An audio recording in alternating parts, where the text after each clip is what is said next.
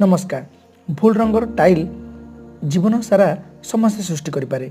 तेणु घरे क्यों रंगर टाइल लगाइबा अनुचित से संपर्क में आसतु यह भिडियो जानिबा। घरे कला रंगर टाइल आदौ व्यवहार करंतु नाही।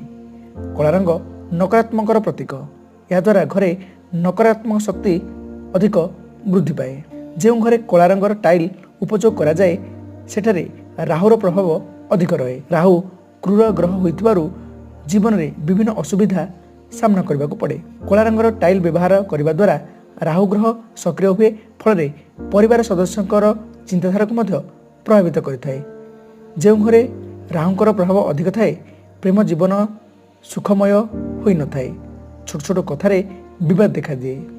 घरे सबुबले धला गोलापी आकाशी रंगर टाइल लगाइबा उचित। यही रंग घर वास्तु उपरे सकारात्मक प्रभाव पकाए। ताहा सुख समृद्धि